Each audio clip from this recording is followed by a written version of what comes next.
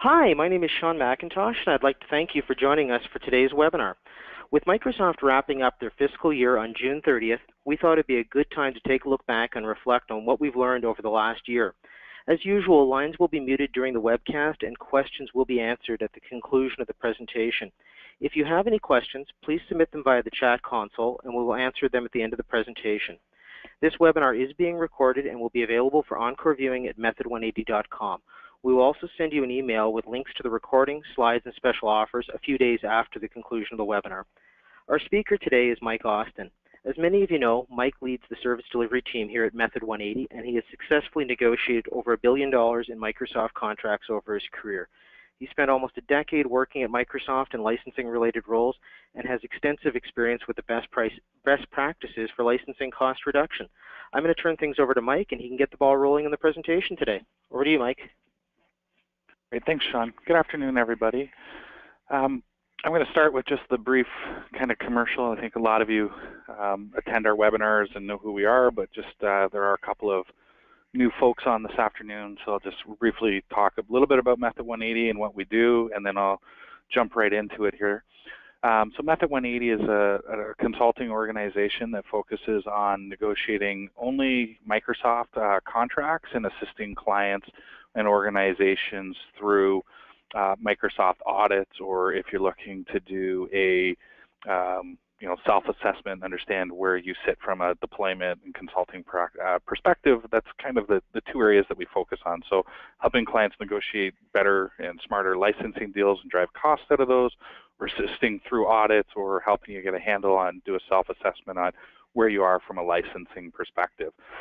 So today we thought we would do something a little bit different, and with Microsoft's fiscal year end kind of just up at the end of June, I thought what I would do is actually kind of reflect on the year and kind of see, what trends we were seeing out of Microsoft, talk a little bit about what we see works in terms of how to negotiate with them, how to, defend yourself through an audit. So there'll be a little bit of kind of both that I talk about today. And we do have, it'll come out through an email a little bit later. I did put together a little bit of a PDF / 10, kind of the 10 things or the 10 top things that I saw with a little bit of substance in behind them, and we got a couple of special offers today as well. But anyways, I just wanted to go through and kind of talk about what it is I saw, what I saw that was successful, what I saw that Microsoft did over the last 12 months in their fiscal year, and what I think they'll continue or carry through through to 2017. So I think the number one thing that I learned, I'm calling them kind of things, is really thing one and thing two with the cat in the hat with my daughter or my son the other day. But I think the number one thing that I saw is that preparation is definitely key, and this kind of carries into both an audit scenario or a SAM, or if Microsoft is SAMing you, and I know we've done webinars on both in the past. So I'm not really going to go into details in terms of what they do in those processes. But I think this is one of the key things that, I realized is important, and I think is going to continue to be important, is that preparation is key in a negotiation or in a defense of an audit. And it's becoming more and more important. I'm actually surprised by the number of organizations. I mean, we work with large companies in the Fortune 500 down to, a couple hundred, 250 or so users. It's surprising how organizations, try to prepare, but really aren't prepared when they get into these negotiations with Microsoft. And I'm going to talk some of the other things that I saw this year really kind of drive into this, but I think that the key is that you need to be prepared. If you're going into a negotiation, 6 to 9 months is not unreasonable to be working on the renewal. I've got some clients that are now, starting a year in advance. Not saying that you need to work 24/7 on the renewal, but you really should start thinking through it 6-9 months out and really start to get an understanding of what it is you need. If you're getting audited or SAMmed, what we recommend is that you get prepared by either trying to do a self-assessment internally and get a handle on where you're at, so that if you do get audited, it's a non-event. You can kind of hand over a finding and say, here it is, go ahead and audit us, but we've already done it. But if you haven't done that, is if you do get dropped into an audit or a SAM engagement with them, is to try and delay it 4 to 6 weeks and get ahead of it. Run the processes that Microsoft is going to run or the auditors are going to run. Get an understanding of what the data is going to say. Understand your contracts. Understand where all your license sources are. So pulling all that stuff together is important. It seems like a kind of a, no-brainer to say preparation is key, but preparation in the Microsoft world is complicated. It's deployments, it's licenses owned, it's different contracts, it's different bundles, it's all the use rights over time, how they've changed. SQL 2005 said I could do this, but now I've got 2012. What can and can I do? So understanding all that is very important. And that kind of leads me into, this one's pretty much more a negotiation thing, but the one thing that we learned, or the number 2 thing that we learned, is that a bottom-up approach to negotiating with Microsoft definitely works. And I will talk about how this works in an audit, but first I'm going to talk about in a negotiation scenario how this works. And so what happens in the Microsoft world? Oh, it sounds like my slides aren't advancing, so let me just go back here. Sorry about that. So what happens in the Microsoft world is that a lot of the times when it comes to negotiations, they have a playbook. It's called the T-36. It's kind of old. It's probably evolved over the years. But if you actually Google Microsoft T-36, you'll find it out there in the public domain. And that kind of talks about the 36 months of an enterprise agreement and what your Microsoft account team should be doing each month over the 3-year term. And so their approach to negotiations is to come to you somewhere between 3 and 6 months. I think it's supposed to be 6. The more organized teams will come, more organized sales teams will come closer to 6, maybe even 9 months. The lower, the ones that aren't quite as organized, maybe 3 months. And they're going to come to you with a proposal. And that proposal, no surprise to anybody that's had a renewal lately, is if I was spending on my EA $1 million a year, their proposal is going to be 1.3, 1.4. It's going to include all kinds of stuff, Office 365 E5, Azure, which, all this stuff that maybe I need, maybe I don't know where I'm at. And so they really come at you with this big number. And the negotiation approach that most organizations take is to take those proposals from Microsoft and work down to something that resembles a little bit more, towards what they think they need. If we go back to that point 1, do your homework. If you truly understand what it is that you have deployed, what your deployment roadmaps look like, how you're using the technology, how the licenses map to that, you can actually do a bottom-up build. So you can go to Microsoft and say, you know what, Microsoft, I'm not ready for Office 365. Or we are, but it's only 40% of our organization. It's not 100%. I don't need software assurance on these products, and here's the reasons why. And you kind of can get to a point where you can build a very minimum renewal and go to Microsoft and say, this may not be in our best interest, and it may not be what you as an organization really want to do, but you can actually take that minimum renewal and force Microsoft to negotiate with you off of that. And I kind of call it a value gap. So if we go back to that example of $1 million a year, Microsoft's proposing 1.4, you go out and do your homework and figure, you know what, we only need about $600,000 worth of, software assurance in our renewal. And so now you've got a value gap between Microsoft's perceived 1.4 and your 600,000 of 800,000. And you're going to force them to negotiate you up. And that strategy works very well when executed properly. But it takes time. And so that's why the be prepared is important, because you're not going to be able to execute to the best of the ability on a bottom-up approach with them if you're doing it 4 weeks before a renewal, or even 6 weeks. That's why we say 6 to 9 months out. Give yourself, 4, 8 weeks to get a good understanding of your deployments, where you're at, your roadmaps, what you need, build out what these bottom-up approach proposals would look like, and then start working from there. Give yourself a good, 3, 4 months to actually negotiate with Microsoft on them. In an audit, the same scenario works. A bottom-up approach definitely works. And what I mean by that is it's different than a negotiation, but it really means diving into the data that comes back in an audit and looking at that and understanding fully what it is you're actually using and how you're using it. So what do I mean by that? In an audit scenario, what typically happens is Microsoft's auditors come in, they create all these workbooks of products, and they send you hundreds of thousands of rows of data to review. And then they provide summaries, and people negotiate with Microsoft and their auditors on those summaries. Again, to get to a bottom-up approach, you really need to dive into the data, understand how that data applies to the licenses you own in the most optimal manner, and start working up from there to bring down those audit positions. So even in an audit, a bottom-up approach to it works, and an audit is a negotiation. I've talked about that in the past.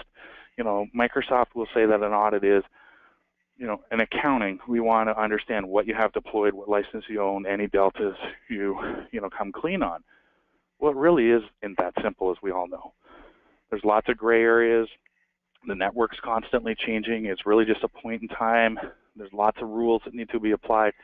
And so at some point, it goes away from the accounting to a negotiation, and you want to be prepared with this bottom-up approach. So the number three thing, when I talked to the team about this one, they kind of got a chuckle out of it, but it is a little bit harsh to say, but it's true. It's all about Microsoft. They really don't care about your needs. And that's kind of harsh. That's really harsh wording, but we see it time and time again. I'm going to use Office 365. I know that more and more people are starting to deploy it, but I also know that most organizations are not ready to go to 100% to Office 365. They're definitely not ready to take, say, E5 and the PSTN and all that stuff because that technology is not even proven yet. But Microsoft doesn't care. They come in and they just continue to push it and push it and push it. They tell you they're not going to negotiate on anything except for the top line bundles, or they'll scale their discounts that they offer with, give you best on E5, a little bit better, a little bit worse on E3, worse on if you just do some E1, let's say, and maybe even zero if you're just going to renew perpetual kind of software assurance. And so they really aren't going to listen to you. They don't come in and say, okay, Mr. Customer, how is it that you're using the technology? How is it that you're going to roll out Office 365? What does that mean to you? Does that mean that you're looking to deploy Exchange Online and then maybe do some OneDrive or move to SharePoint? When would you do that? Hold on, you've got a huge investment in Cisco. We know they're competing with our Skype product. What would it take for you to look at that? They don't do any of that. In our experience is a lot of the account teams don't do that when it comes to the negotiation. They just basically come in and try and sell you the bundles that if you take the bundle is the cheapest way to buy. And we've talked about this in Office 365 discussions in the past as well, that that's not necessarily true. Sometimes it makes sense, most of the time it doesn't, that the bundles aren't necessarily the way to do it.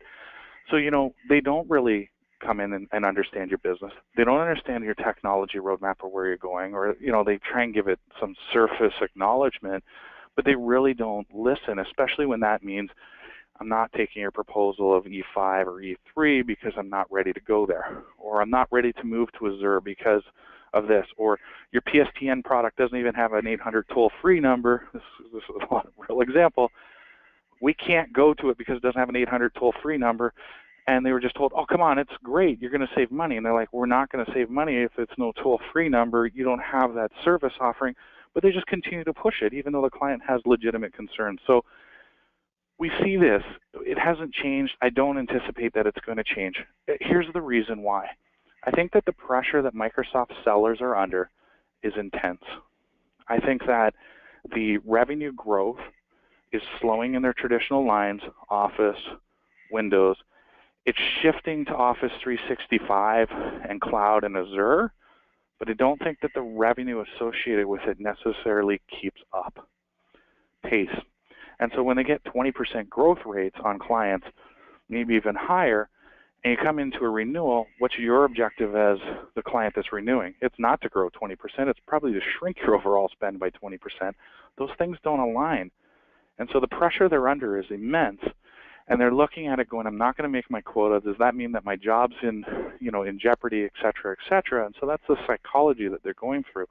So, as people, I don't think that they're they're bad people. I just think that the pressure that they're under is so intense that it's very hard for them to do what most clients want, which is truly come in here and understand my business and help me understand how your technology can help address actual specific business requirements.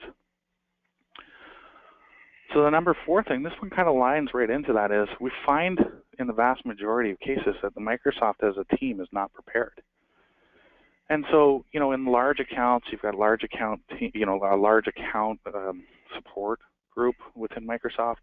In the account team, you've got your account manager, you've got technical specialists, you've got all these solution specialists for Office 365 and SQL and Azure and all these products. And, a lot of the times, unfortunately, what we're still seeing, and again, I don't think that this changes, and I'll talk about why again in here in a second, but I don't think that this changes moving forward, is that they're not prepared. Here's what I mean. If we go back to that bottom-up approach, you as an organization take some time out, you step back for 6 to 8 weeks, you do your internal homework, understand what you're deploying, how you're deploying it, what sort of time frames that you're looking at deploying that at, understanding how and what my options are of buying and how I would go about buying that, and then building that bottom-up minimum approach and saying this is what we absolutely require, and understanding the risks obviously associated with those decisions and the trade-offs. You go out and do that homework. It baffles me, because I think that in reality, that's what your Microsoft account team should be doing with you. Now, they are sellers. It is their job to sell you their product, absolutely. And so the approach that they take is, I don't understand any of that. I just want you to take Office 365, and you need to take it. I'm going to give you an example of how this manifests and what we saw at a client last year. So it was an organization that, they weren't large, they were about 2,000 or 3,000 users. And they were actually looking at Office 365, but they had done some homework, and they realized that they had an older implementation of Visio and Project, and their EA that was expiring was actually subscription. So at the end of it, they didn't own any perpetual license rights, and so they were using Office 2010. When they moved to Office 365, that meant that they had to move to the click-to-run version. So Microsoft's positioning moved to click-to-run by Office 365. Well, that meant that the day the contract expired, that in order to be compliant with the Office 365 click-to-run version of Office, they would have had to go out and push that out to 100% of their desktops day one. Now, the client knew this because we'd been talking to them about it for quite some time. And so they went out and looked and said, okay, is that actually an option within our organization? And what they found was, I can't remember the name of it, but they were using a security product that was key to their SOX strategy, or Sarbanes-Oxley strategy. And that product did not have on the roadmap to certify on Office 2016, which click-to-run needed to be within the first year. They could run 2013 for 1 year through the limited downgrade rights, but the product didn't work. It wasn't sort of certified. It wasn't even on the roadmap to be certified. So when they talked to the vendor, they figured that it was probably 18 to 24 months before 2016 would be certified for this security product. So the Microsoft team was not prepared for that at all, even though they'd sort of been seeing some, what's the word I want to use? They've been getting hints of this from the client for a few weeks. But when it came push to shove, and they were kind of saying this is the challenge that we have with doing Office 365, or one of the biggest hurdles to it. There were others, but this was one of the biggest hurdles to it. Microsoft's answer was to bring in a VP who came in and basically said that a large global enterprise of 90,000 users deployed it. Why can't you? There's no reason. The ribbon hasn't changed. Therefore, the security product we're sure will work. Just go ahead and do it. And the CIO was just completely dumbfounded, right? And so they really don't know how to prepare when you have objections. They just, kind of throw out whatever they can. And so I think that these things are, is not going to change. It's very difficult. They hear lots of scenarios where, a large organization, 90,000 users, deploys Office 365 in 90 days. Why can't my 3,000 seat customer go push them because these guys did? And they just don't step back to truly understand, what the challenges are in those organizations. So I think the fifth thing that we see out there is they're still selling a program, the EA, and not value. Now, I think that this one is slightly going to change over the next 12 to 18 months. I'll explain how here in a second. But here's what I mean. I always say you can't make some of this stuff up. We had a client that was not on an EA, was running old versions of software. I think they were even on Office 2007, maybe.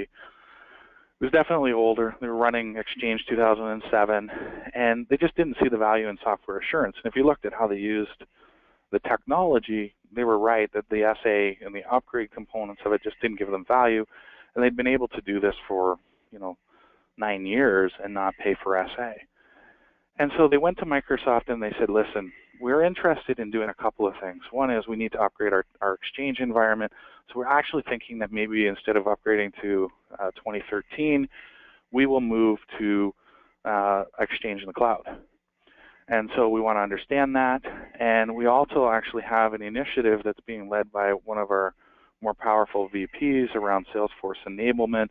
And so we are looking at Salesforce versus Dynamics CRM. And so we'd really love some help from you guys in, selling this, or understanding why we would choose Dynamics over Salesforce. And so this client was looking for value, business value from Microsoft. Why would we do the Exchange upgrade in the cloud? What's the business benefit to me, to the organization? What's the business benefit of Dynamics CRM versus Salesforce? How can we use that to, grow sales or whatever? And so they constantly would get proposals from Microsoft on EAs.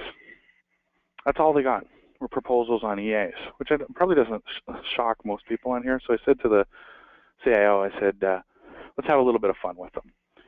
I said, your opinion of a valued relationship with Microsoft is that they help you with modernizing some of your infrastructure, maybe taking some of your cost out, understanding that with this move to a cloud-based email system, and that you've got a Salesforce enablement program that potentially could grow your revenues, and these are very strategic. So let's ask Microsoft what a strategic relationship to them with you looks like.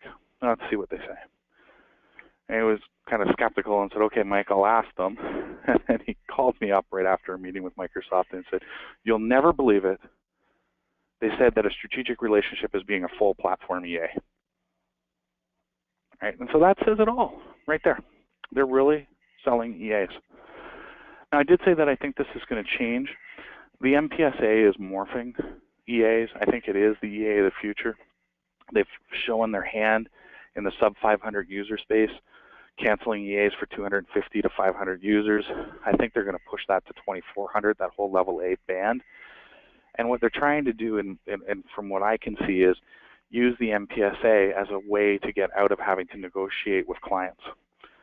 It's kind of, if you think about Select was Select, you take Select. There was no negotiation really on the contract side. There was no negotiations on the pricing. You would go to your LAR and you get a little bit of, discount off of list, but that was really it. There was no go to Microsoft negotiate, the list price down 20% or 10% or anything. And so I think what they're doing with the MPSA is just that. They're going to try and programatize the smaller customer base so that they don't have to negotiate concessions and negotiate on pricing. And I'm pretty sure that somebody with some spreadsheet somewhere inside of Redmond kind of looked at it and said, if we got this, sub 2400 seat base that has an average discount of X today, and we put them into some program where there's no discount, we'll grow our revenue and our profits by $1 billion or something. And they went to the licensing group and said, figure this out. If I was to be, all conspiracy theory on why they would do it, but I really think that's why. I think that they don't want to negotiate with those customers. They don't want to have the cost and the burden associated with contract concessions and pricing. And so I think that that's going to happen. And I think over time, we may see that. Like I said, they've kind of announced that in the sub 500. I think it'll slowly slip into the 2400 users and less space very quickly. And I think they're going to push more and more people down this MPSA approach. So I say they're still selling a program in EA here. I should probably have put an EA/MPSA. Now, having said all of that, I think the number 6 thing is that Microsoft as a company will move the needle, okay? And so here's what I mean by this. If I go back and look at our customers 2 years ago, definitely 3, but probably even 2 years ago, when I was working with clients and I said, okay, are you planning on moving to Office 365? The resounding answer in 90% of the customer base was, oh, we're going to run a pilot for a few users, but I don't see us going there anytime soon. And that's changed. Now when I have that conversations with clients, we're running a sizable pilot, and our plan is to migrate within 18 to 24 months, or we're already migrated, or we're already there. And so it went from probably where we would see about 10% of the customers were deployed and 90% were kind of dipping their toes in. I almost think it's probably 50-50 now. I haven't gone back to take a look at that number, but I do think it was 50-50. It's probably 50-50. I know that Azure is becoming big. I'm hearing lots of clients putting workloads up in Azure. Whether it's dev, I'm hearing clients put up production workloads in there. I'm hearing clients look at third-party software like Hadoop through the Azure cloud. So they will continue to move the needle. They're going to use their marketing might. They're going to use that large annuity revenue spend that they have, and they are going to use that to continue to move the needle, and we do see it. Windows 10 deployments, I would say in the enterprise space, if I was to guess, again, I haven't looked up the data to know, but my gut tells me about 20% deployed on Windows 10, 80% on Windows 7, let's say. I think that's going to shift. I think that they're going to push people there, especially with some of the new things that they're doing around Windows and long-term servicing branches and things like that. So they will continue to move the needle. I have no doubt about it. And it's when they put their focus and their marketing might behind it, it will happen. The question is, is it 2 years? Is it 12 months? Is it 3 years? This stuff will, they will continue to move the needle. I think one of the things that I would be watching in, the next 12 months with them is, you got your Office 365, you got your Azure. I think one of the areas that Microsoft is really pushing on is the whole Skype and the voice piece and replacing your PBX. And so if one thing I would think that PSTN offer that they have is going to become more solid, it's going to become more enterprise ready. Whether it happens in the next 12 months or whether that's kind of 18 to 24 months will remain to be seen. But I think that there's going to be a lot of pressure in organizations to rethink their whole Cisco strategy, if that's their Avaya or whoever they're using in that space, versus Skype. And that's going to come as a result of the way Microsoft bundles. But I think they're going to put a lot of investment in that space, and they want to go after that large. And I think that's one area that I would be watching for in the next 12 months with them. The next thing that really changed, particularly last year, is that deployment is the new king. And here's what I mean by that. 2 years ago, if I sold an enterprise agreement and it included Office 365 and Azure, that was good enough. I just had to sell it. That was good enough. I've heard that deployment now is a compensation metric for your sales teams, and we're seeing it as evidenced, right? So it's no longer good enough just to buy Office 365. They want you to deploy it, and we're seeing that. We're seeing them invest heavily in with funding in clients to help them get it deployed. We're seeing them push to do lots of pilots to move things to Azure, and so it's definitely a key metric. I think some of the things that you're seeing with Windows 10, I know this is small business space, but I just saw an article today that came across my email that I was reading that said that, with the Windows E3 and the Windows E5 SKUs that Microsoft's offering, that they're going to target small businesses to get them to move to Windows 10. And so I think that they have such a huge push on deployment. Now, here's why, right? Sometimes I think about things from a skeptical point of view and try and understand why Microsoft does things, right? But if you go back years ago, I always look and say, why have they done certain things? Why would you put Office in E3 and make it a subscription product? It really doesn't make much sense. It's not really a cloud-based product. Yes, they got the Office apps in the cloud, but why would you put it in there? Well, here's why I believe they did it. And if I was them making a decision, here's why I would have done it. Office deployments don't happen very quickly. In fact, they don't happen quickly enough to justify the cost of SA. They don't happen every 3 years. Even, Office 2016's out. I would say the vast majority of my customer base, 70% plus, is 2010. So they're not getting the value out of that SA. And I think that what happened where people quit renewing software assurance, they panicked, they went, what do we do? Okay, let's cram SA into a subscription through Office 365. Oh, no, they'll have to renew because they don't know anything. And we'll force the updates on them, and then we won't have this thing that I can't deploy anymore, right? So I think that they think things through like that. And so I think that, deployment of not enough just to say that we've got, X millions of seats of Office 365 sold. I think that Satya wants to be able to say, we have X millions of seats actually deployed. And that's how they're going to protect themselves from, Google or whoever is going to nip at their feet trying to, take market share from them ultimately at the end of the day. And so deployment is definitely the new king. It's definitely a focus. It's not good enough just to sell revenue anymore. You actually have to get deployed. And that actually is a something that we see as well into the LARs and how they compensate them. I'm going to talk about that here in a couple of seconds. But the other thing that I would say is that change is the only constant with Microsoft, and it's definitely not always good. Okay, so let's talk about some of the changes that Microsoft made in their fiscal year 2016 over the last 12 months. Some of these were very public. Some of them were very quiet, okay? And so here's a great example. A year ago, I could renew my Office. If I had a Core Cal or an eCal and was moving to Office 365, I'd go to the Bridge Cal.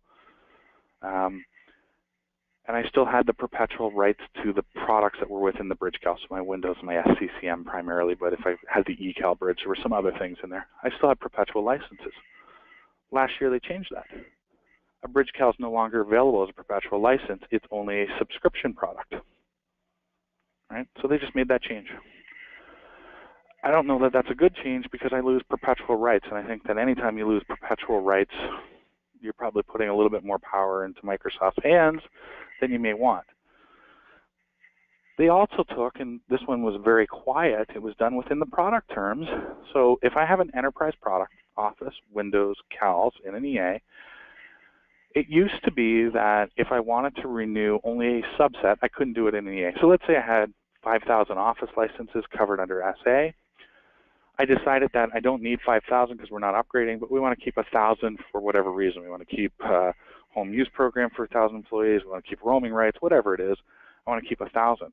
I would then go out and buy those 1,000 on Select. I would keep them covered under SA, and I'm good. They slipped wording into the product terms that said that you would have to renew 100% of the SA on an enterprise product or none.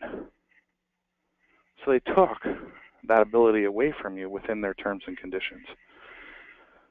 What else did they do last year? They removed passive servers on SQL. So it used to be before that you had passive servers for free, didn't have to have software assurance. Then they said we made this great new SA benefit, took passive servers and put them in an SA, and you can only get them if you have SA moving forward. And one of the things that they've announced now are the Windows desktop E3 and E5 SKUs, and those are going to be subscription only and all these sorts of things. So they constantly change. It's very tough to stay on top of these things, but they're constantly changing. And usually those changes aren't necessarily good for clients. So I think the ninth thing that I observed this year is that the LARs became even less relevant to Microsoft, particularly in the large client space, 5,000 devices and above. They've over the years been squeezing the margins. So as you know, EAs are direct. You pay Microsoft. Microsoft pays a fee back to the LAR to perform services for you and for them.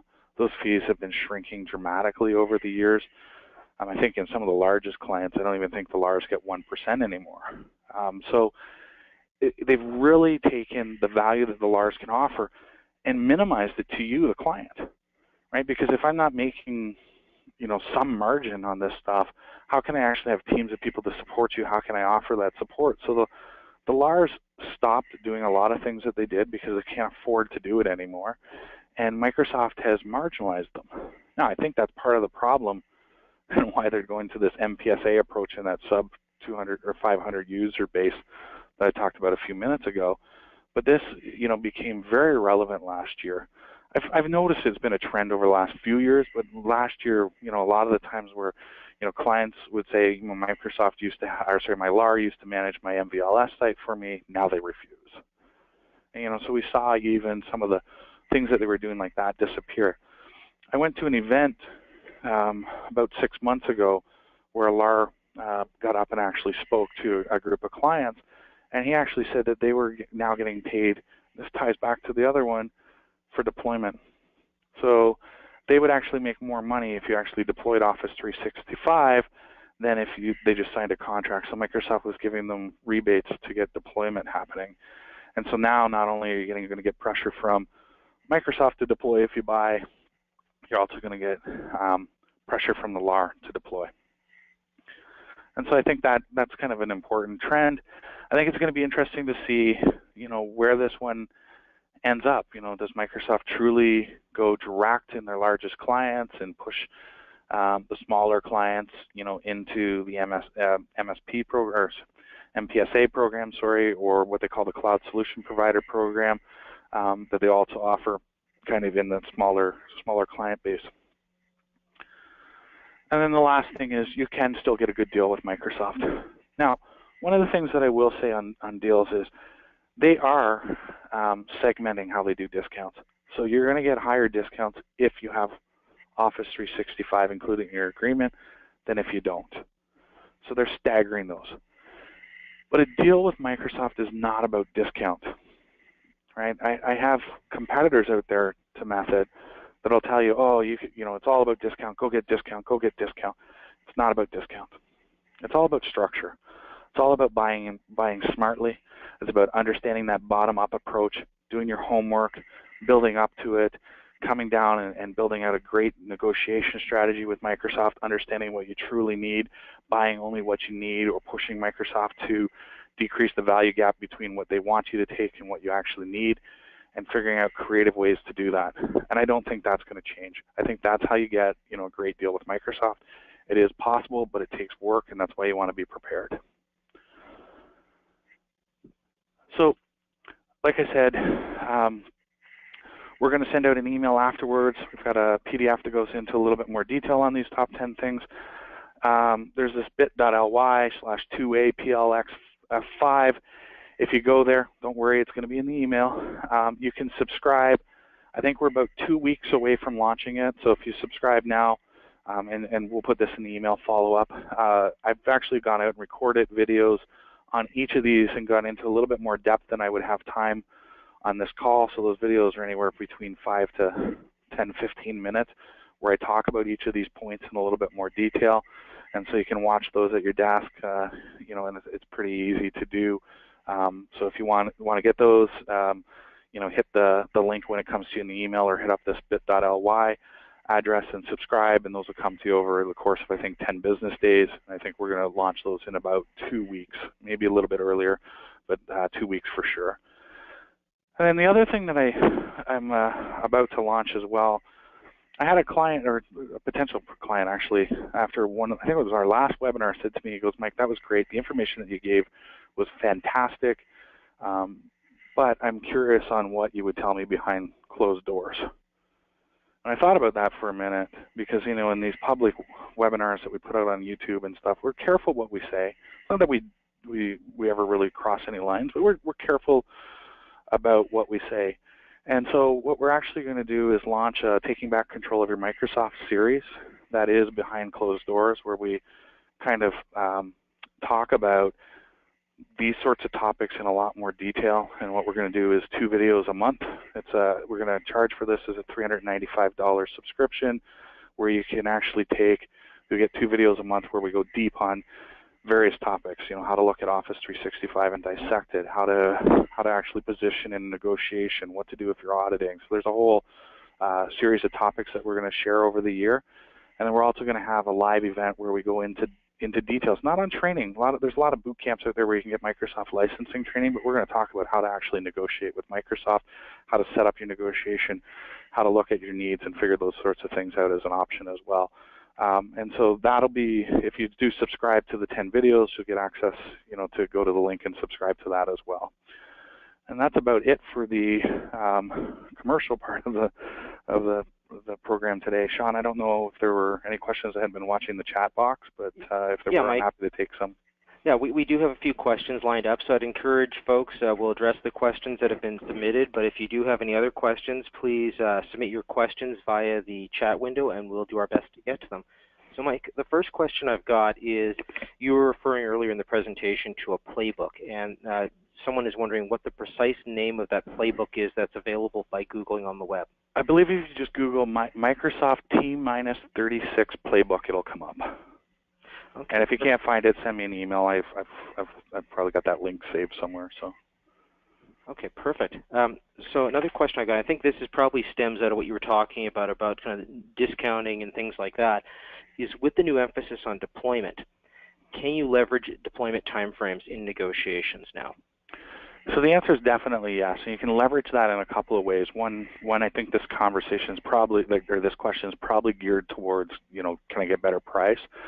So the answer is yes, because if you prove out, if you look at a bottom-up approach and say, okay, look, it's going to take us 24 months to deploy Office 365, and we're going to do a pilot of, 200 users for 3 months, and then we'll roll out I don't know, 1/10 of our organization over the course of 2 years, each quarter or something. You build that out and say, if we do that, here's what our costs would look like versus an all upfront purchase. And you're going to have a delta there, right? Because the thing with Office 365 particularly is those subscriptions are monthly, and so for every month that you don't pay for it, you just save money. And so if you can do that and particularly start to look at, is there an impact on the CALs? How would that work? What's the impact on Office? How would that work? And you can push Microsoft. You can definitely use that to get better pricing.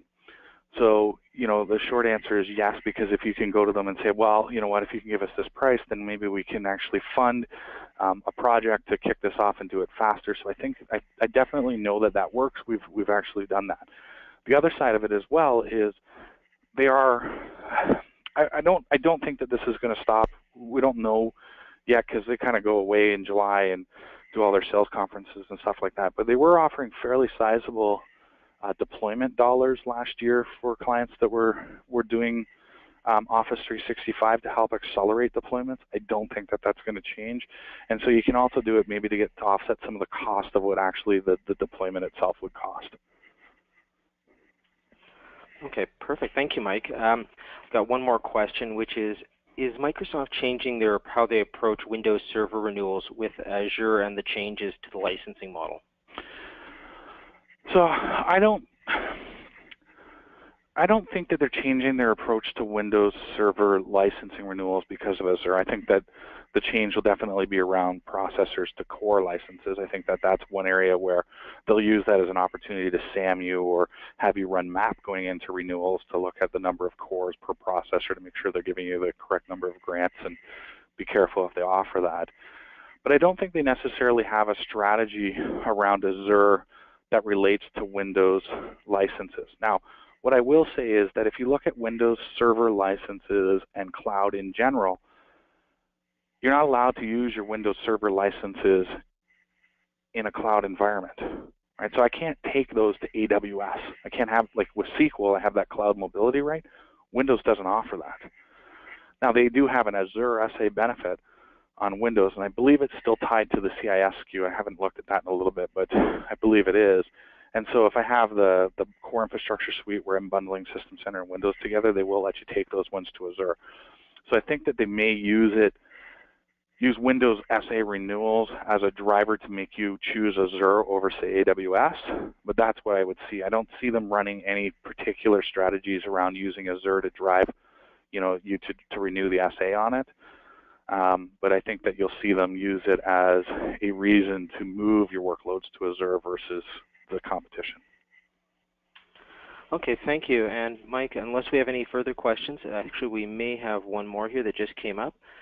Okay, so the question just came in is, will SAM competency retirement imply less audit activities? No, I don't think so. SAM is a big business for Microsoft. They get a huge return on it. And I don't see it I don't see it slowing down. I mean, that team is hundreds of people now, so I don't see that. I don't see that slowing down. I think what they're doing is they're trying to probably keep it limited into a group that they can kind of teach the processes and things to. Their the thought process behind that is if we've got people that we teach, then it's not broadly, the SAM competency is not being used broadly across the marketplace where you'll get some individuals that are better than others. I think that actually causes a worse effect where you've got people that are only trained by Microsoft and don't have a skeptical eye that can step back and look at things from a different perspective and show you where potentially they're wrong and help you with that. But I don't see it slowing down SAM activity. I think that'll continue, and I think they would probably like to ramp it up. I think it'd just be a headcount capacity question of whether they could or couldn't. Okay, and we have another audit-related question, so I'll just read this out. Some software vendors have had their auditing and other processes slowed and or changed by actual litigation, i.e. the customer bringing a declaratory judgment lawsuit, at least in the U.S. In fact, there's a lawsuit pending right now regarding how Microsoft contracts should be integrated and interpreted. Do you have any impacts seen or expected? Thank you. I haven't seen that lawsuit, so I'm going to have to go out and do a little bit of research and see if I can find it. It'll definitely be in the public domain, I would think. I think that that's a huge concern for Microsoft. Now, I have been involved in helping a couple of clients through audits that went legal, and I know that Microsoft definitely did not want those to go to trial, or at least that would be my opinion of what happened. I can't say that that's what they did. They both were settled out of court.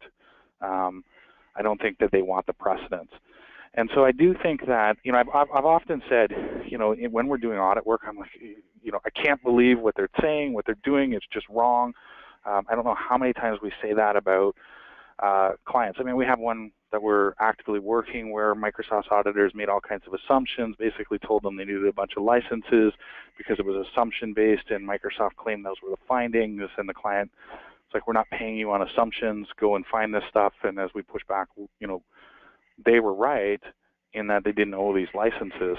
And so I think that there is, a need for somebody to police these guys, not just Microsoft, I mean just software vendors in general, because they kind of make the rules themselves, so to speak, in their interpretation and, the contracts. When they're selling them to you, they'll tell you that the language is loose so that you can interpret it how you want, and then when they get in an audit, they'll tell you, well, you can't interpret the language that way. And so I'm going to go out and see if I can't find that lawsuit and understand it. But I do think that that's probably a fear of Microsoft, and I do think that it's probably a legitimate fear for Microsoft to have, because they are open to interpretation, right? And Microsoft, like I said, in a sales scenario, will tell you interpret it how you want. Contractors are a great example. Should contractors be included or excluded from your contract? You can go either way. And they'll tell you when they're selling it, you exclude them, and then they come and audit you and say you need to include them. And, so that's, I think that that's important, and I think that we might see more of that, particularly if somebody that's, willing to stand up to them takes them on. So. Okay, thanks, Mike. Regarding that question, the lawsuit, I think through a correspondence I've been having with that person, I know which one that is, so I'll close the loop on that one with you for that one. Okay.